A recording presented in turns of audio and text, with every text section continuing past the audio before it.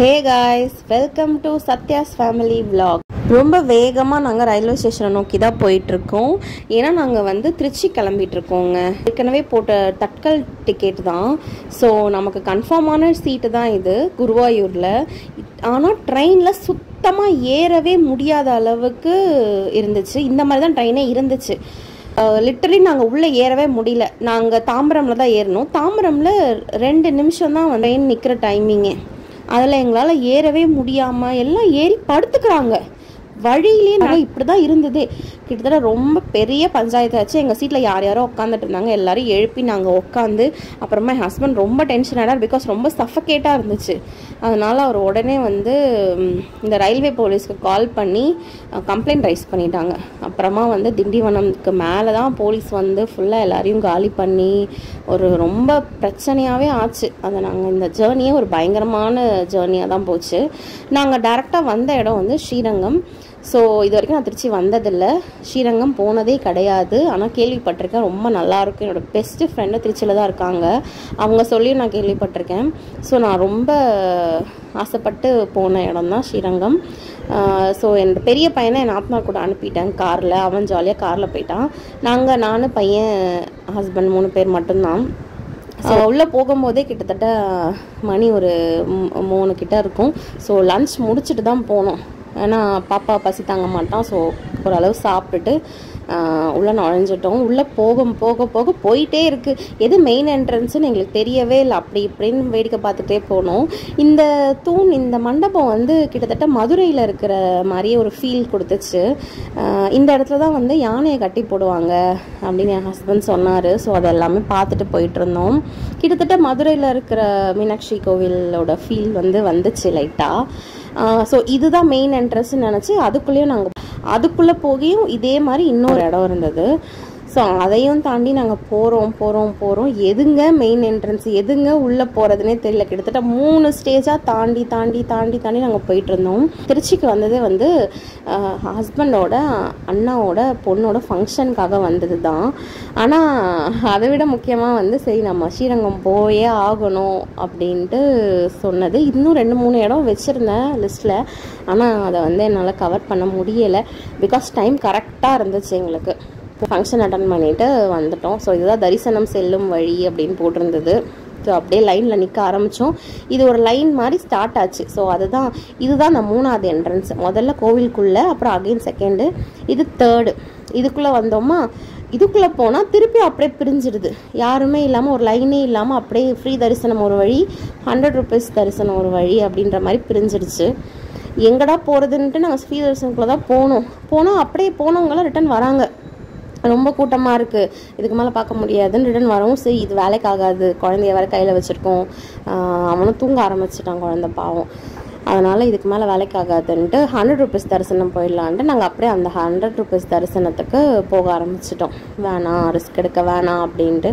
ஆனால் அதுதான் நாங்கள் பண்ண தப்புன்ட்டு அதுக்கப்புறம் தான் எங்களுக்கு ரியலைஸே ஆச்சு. பிகாஸ் நாங்கள் டிக்கெட் எடுக்கிறதுக்கே ரொம்ப நேரம் லைன் நின்றுட்டு இருந்தோம்.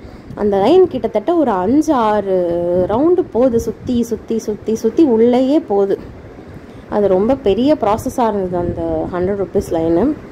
ரொம்ப கொஞ்சம் கஷ்டப்பட்டோம் தான். ஆனால் அம்மா சொல்லுவாங்க எப்பவுமே, கஷ்டப்பட்டு சாமி பார்த்தா பலன் அதிகம் அப்படின்ட்டு. ஸோ கிட்டத்தட்ட நாங்களும் கொஞ்சம் கஷ்டப்பட்டு தான் அன்றைக்கி சாமி பார்த்தோம். நல்லா இருந்துச்சு, தரிசனமும் ரொம்ப நல்லா இருந்தது. ஸோ வெளியே வந்ததுமே வந்து மைசூர் பாக்கு கொடுத்துருந்தாங்க. ஸோ அது வாங்கி பிரசாதம் கொடுத்துருந்தாங்க. அது சைடில் மோர் எல்லாமும் கொடுத்துருந்தாங்க. கோவிலுக்கு அப்படியே பேக் சைடில் அந்த செவுத்தில் அந்த வந்து மயில் உட்காந்து இருந்தது. அது பார்க்கவே ரொம்ப அழகாக இருந்துச்சு. ஸோ அதை கொஞ்சம் நேரம் பார்த்துட்டு வேடிக்கை பார்த்துட்டு இருந்தோம். அப்புறம் மேகம் அப்படியே மூட ஆரம்பிச்சிருச்சு. கொஞ்சம் பயம் வந்துருச்சு, குழந்தைய வர வச்சுருக்கோம், மழை தூரிடுச்சுன்னா என்ன பண்ணுறதுன்னு தெரியாமல் உடனே வெளியில் வந்து நாங்கள் எதுக்காக வந்தோமோ அந்த வேலையை பார்க்கலான்னு ஆட்டோ போட்டு மச்சான் வீட்டுக்கு கிளம்பிட்டோம். அந்த கோவில் இருக்கிற ரோடே சும்மா அழகாக இருந்துச்சு, அப்படியே சுத்தமாக இருந்துச்சு பார்க்கவே. ஸோ நான் அந்த ரோடையுமே கவர் பண்ணியிருந்தேன். அதுக்கப்புறம் இது பைபாஸ் நாங்கள் ஏறிட்டோம். நாளைக்கு ஃபங்க்ஷன், சண்டே ஃபங்க்ஷன். முன்னாடி நாள் சனிக்கிழமை நல்லபடியாக பெருமாளை தரிசிச்சுட்டு வந்துட்டோம் நாங்கள். ஸோ இதுதான் நாங்கள் கரெக்டாக வந்து இறங்கின இடம், மச்சான் வீடு. மெஹந்தி ஆர்டிஸ்ட் வந்திருந்தாங்க மெஹந்தி போட ஃபங்க்ஷன் பண்ணுற பாப்பாவுக்கு. ஸோ எங்களுக்கும் மெஹந்தியெல்லாம் போட்டு விட்டாங்க. குழந்தைய வச்சுட்டு வேணான்னு, ஆனால் அக்கா கோச்சிக்கிட்டாங்க போட்டே ஆகணும்னு. இதுதான் நாங்கள் ஸ்டே பண்ண பில்டிங். ஸோ 3rd ஃப்ளோரில் ஸ்டே பண்ணியிருந்தோம். ரொம்ப கன்வீனியண்ட்டாக இருந்துச்சு. பிகாஸ் நம்ம ஒரு பிளேஸுக்கு குழந்தைய தூக்கிட்டு போகிறோம், நியூ பார்ன். ஸோ அந்த டைமில் நம்ம வந்து ஃபீட் பண்ணுறதுக்கோ தனியாக ரெஸ்ட் எடுக்கிறதுக்கோ ட்ராவல் பண்ணிட்டு வந்திருக்கோம். அதுக்காக ரொம்ப கன்வீனியண்ட்டாக இருந்துச்சு.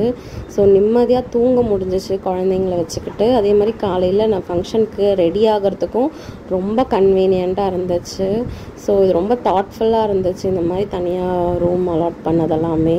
இங்கேருந்து வியூவும் ரொம்ப அழகாக இருந்துச்சு. ரொம்ப சிலுன்னு காற்று அடிச்சுட்டே இருந்துச்சு. நிம்மதியாக அந்த நைட்டு ஸ்பெண்ட் ஆச்சு.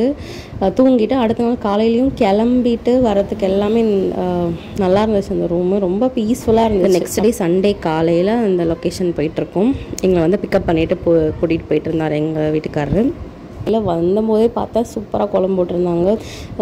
ஸோ இதுதான் அந்த மஹால், அதோட அவுட்டர் வியூ. இதுவுமே ரொம்ப சிம்பிள் அண்ட் நீட்டாக இருந்துச்சு. ஹாலு கீழே வந்து டைனிங் ஏரியா இருந்துச்சு. ஸோ இதுதான் அந்த மஹால். ரொம்ப நீட்டாக இருந்தது ஃபங்க்ஷன். அக்கா வந்து இது வெளியில் ஆர்டர் கொடுத்து பண்ணியிருந்தாங்க போல். இந்த மினியேச்சர்ஸ் ரொம்ப க்யூட்டாக இருந்துச்சு பார்க்கவே. பாப்பா நடுவில் உட்காந்துருக்க மாதிரி அவங்களோட 2 அண்ணன்களும் சைடில். ஸோ அதெல்லாமே வச்சு பண்ணியிருந்தது ரொம்ப அருமையாக இருந்தது. சாப்பாடுமே வந்து சவுத் சைட் சாப்பாடு, ரொம்ப நாள் கழித்து சவுத் சைட் சாப்பாடு சாப்பிட்றேன். பிரியாணி போட்டிருந்தாங்க. பிரியாணி 65, அப்புறம் சிக்கன் தொக்கு, ஆல்சான்னு ஒரு விஷயம் கொடுத்தாங்க. அது அப்படியே கிட்டத்தட்ட சாம்பார் மாதிரி தான் இருந்தது எனக்கு. ஸோ அதெல்லாமே சாப்பிட்டோம். நல்லபடியாக சாப்பிட்டுட்டு நாங்கள் கிளம்பிட்டோம். பிகாஸ் ரிட்டன் வரத்துக்கு நாங்கள் எதுவுமே பிளான் பண்ணலை. தட்கலில் போட வேண்டிய டிக்கெட்டுமே நாங்கள் அன்றைக்கி போட முடியலை. அந்த டைமில் நாங்கள் டேரெக்டாக பஸ் ஸ்டாண்ட் போயிட்டோம். பஸ் ஸ்டாண்ட் போயிட்டு அங்கே வர பஸ்ஸில் நம்ம ஏறி ரீச் ஆகிடலாம் சென்னைக்கு அப்படின்னு தான் போனோம். பையனும் எங்கள் கூட தான் இருந்தான். ஸோ நாங்கள் வந்த பஸ்ஸில், ஏசி பஸ்ஸில் செமி ஸ்லீப்பர்லேயே நாங்கள் சேஃபாக சென்னை வந்து ரீச் ஆகிட்டோம். இதே மாதிரி இன்னொரு நல்ல வீடியோவில் பார்க்கலாம் கைஸ். பாய்.